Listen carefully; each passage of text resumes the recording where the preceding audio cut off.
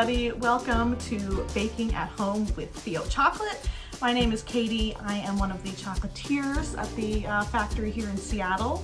And that means that I work in the convection kitchen, and we make a lot of the really cool handmade treats that you can find in our flagship store and a little bit online right now. And so today we are going to be baking a delicious chocolate cookie. I'm very excited about it. This recipe is based on the Gooey Chocolate Mocha cookie from the Theo cookbook, but we're gonna modify it just a little bit. So rather than doing a mocha cookie, I decided to do a peanut butter cup version. I'm not really too much of a coffee drinker, so I was looking for something that would be chocolatey, but also have one of my favorite flavor combinations in the whole world, chocolate and peanut butter. So we modified the recipe a little bit. I'm gonna be honest, I have not made this recipe with these modifications before, but it's a gooey chocolate cookie and peanut butter cups, so I don't really see how it could go wrong. But let's get started. First, I'm gonna go through all of the ingredients that you'll need to make this at home. So one of the things you'll need is some dark chocolate. The recipe does call for Theo's 70% dark chocolate, but what I had on hand was our 85, so it's a little bit darker, but it's still gonna work just fine. So I have 7 ounces of the 85% dark chocolate, and in there is 2 ounces of butter, which is the equivalent of a 1/4 cup or half of a stick of butter. Also, I have 3 ounces of chopped peanut butter cups. These here are the milk chocolate peanut butter cups, but you could also use dark chocolate or our double chocolate peanut butter cup, which would both be extremely delicious. The 3 ounces was about 5 peanut butter cups. That's a little bit more than the 3 ounces, but I just rounded up, and since they come in packs of 2, you'll have an extra for a snack, so bonus. We have just a little bit of flour, so this is regular all-purpose flour. It is 1.5 ounces, or about 1/3 of a cup. It's really just enough to bind everything together at the end. We have a 1/4 teaspoon each of salt and baking powder. And then we have 2 eggs. We have 5.5 ounces, which is 3/4 of a cup of sugar, and then a little vanilla extract going in at the end. So that's what you're gonna need in order to make these cookies. And I will go through the whole process for you now. Yay! So first thing I did was I preheated the oven to 350 degrees, so that is already going. And I prepared a tray. So what we have is just a regular old baking tray with a sheet of parchment on there, and that's just so that the cookies won't stick to it later. So that's ready to go for when we're actually ready to bake the cookies. First step is to melt the chocolate and the butter together. We're gonna do that over on the stove using a double boiler. All right, so now we are ready to get our double boiler going to melt our chocolate. So I have a pan here with some simmering water, and I have my chocolate and butter in a heat-proof bowl. We're gonna place that right on top of the pot. You just wanna make sure that the bottom of the bowl doesn't actually touch the water, because that'll be a little bit too hot. We want a nice, slow, gentle heat in order to start everything melting, and you can see it's already started melting down at the bottom there. So just stir occasionally while this happens, and soon we will have a delicious pool of melted chocolate and butter.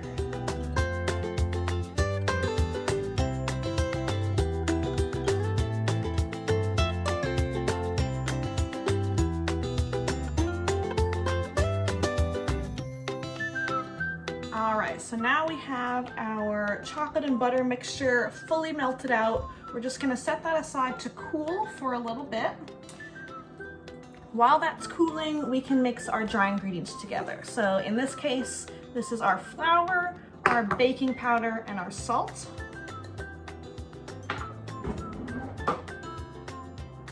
Did not consider that I need to get a whisk, so hold on and I will find it. Okay, found the whisk, success. So I'm just gonna whisk the baking powder and the salt into the flour.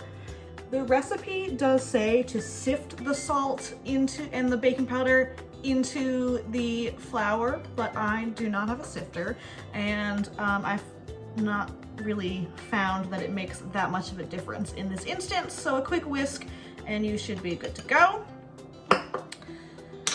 Now we need to mix the eggs and the sugar together, and this is gonna happen in my trusty stand mixer, which is right over here.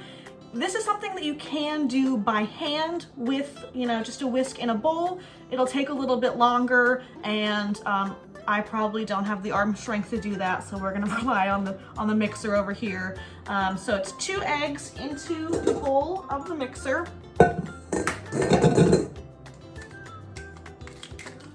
There's 1, and then second egg going in also. All right, so both eggs as well as all of the sugar going right into that bowl. That's what we got in there. And then we'll let the mixer do its thing for 3 to 4 minutes. It'll take about twice as long if you are doing it by hand, but you will have the satisfaction of knowing that you have stronger arms than I do. So here we go.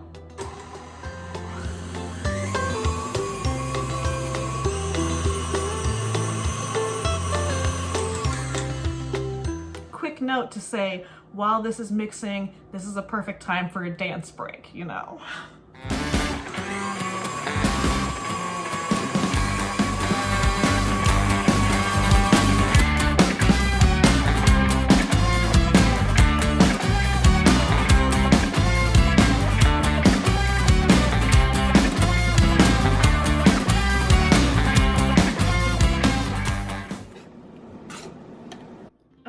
So the eggs have been whipping. You can see there's a big difference here.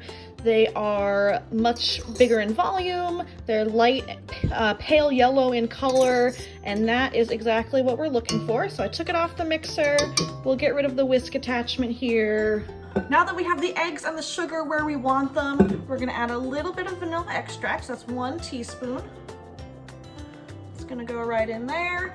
And then we are going to be folding in the chocolate and butter mixture that we melted down earlier. So it's cooled down a little bit so that the heat of the chocolate won't affect the eggs in the bowl there. So we're gonna add all of that in.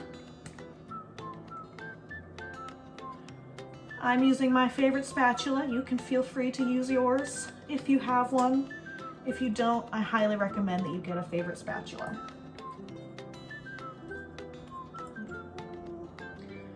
Scrape all that chocolatey goodness right into your bowl, and then you just want to fold that mixture in.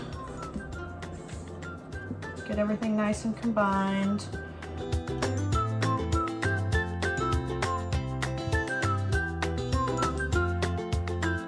All right, once you don't have any streaks of chocolate or egg left in there, we're gonna add in the dry ingredients. Fold that in as well.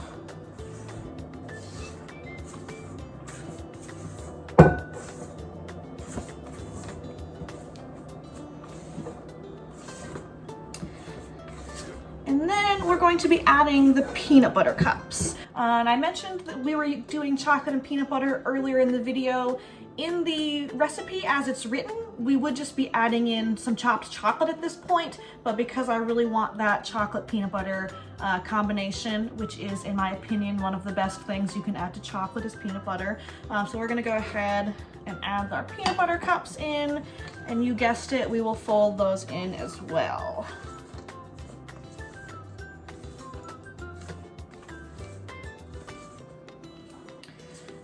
All right, so what we have now is a very delightful looking chocolate cookie.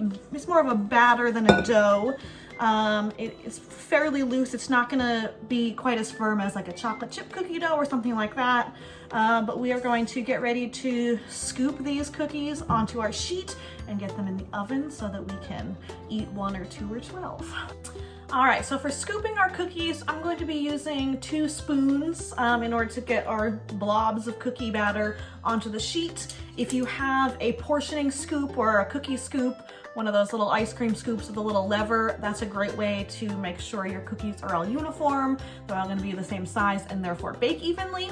But because I don't have one of those, I'll be using what I've got, and that's the 2 spoons here. So we're just going to go in with 1 spoon, grab some cookie batter, dough, and just plop it right on the sheet. You want to leave a little bit of room in between each one so that they don't all run into each other, but if you end up with one giant cookie at the end, that doesn't sound like too much of a crisis to me. I'm going to try to get them all close to the same size, but again, if you are not able to do that, not going to be the end of the world.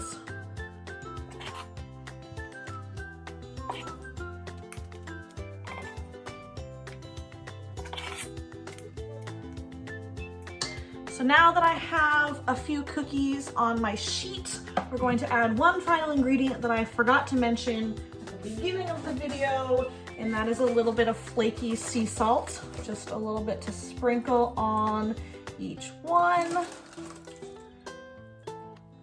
I know it's very trendy to use salt in baked goods and desserts these days, but it really does give it a little something delicious and extra special. So, cookies, a little bit of salt, and we are going to pop these in the oven. All right, so our cookies are ready to go in the oven. It's preheated at 350 degrees Fahrenheit. Want the rack to be more or less in the middle. And we'll just slide those in. These are going to bake for 8 to 10 minutes. So the cookies are in the oven now. I started with the lower end of the time range, 8 minutes, because you can always add a minute or 2 more, but you cannot take it away. So we'll check them after 8 minutes, see how they look, and perhaps they will be ready to go. We'll see in 8 minutes. I'll meet you back here then.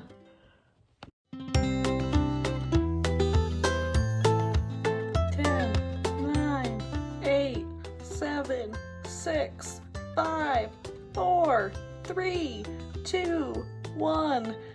Happy New Year! Just kidding, that's just the cookie timer. Let's take a peek in here, see how they look.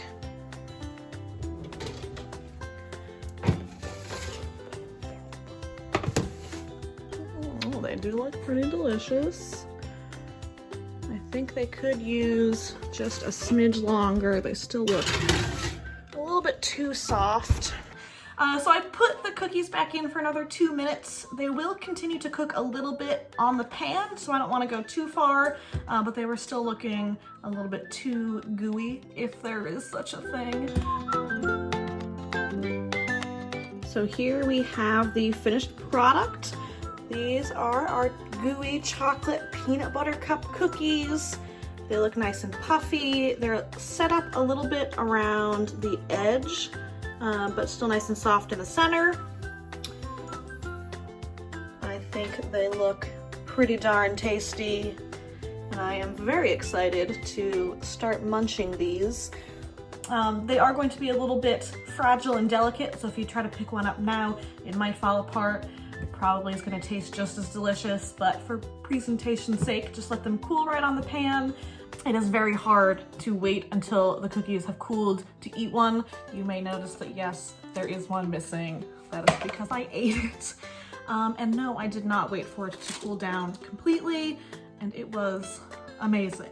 I'm glad to know that my instinct for gooey cookie plus peanut butter cup was going to lead to unparalleled success, which may be overstating a little bit, but it is a very good cookie. It's gooey, kind of like a fudgy brownie on the inside with kind of melty chunks of peanut butter cup.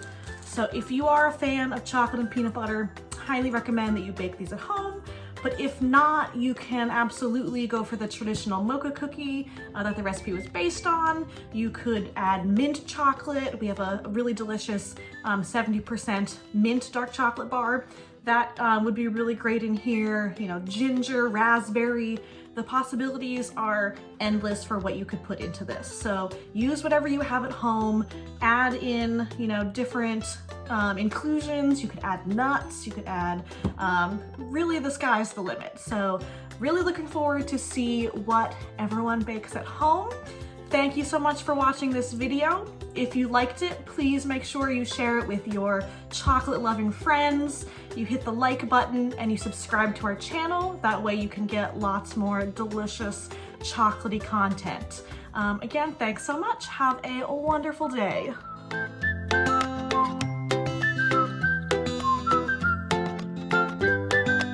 Is this my second cookie? Maybe. Have I had lunch yet? No. Cookies for lunch, what could be better than that?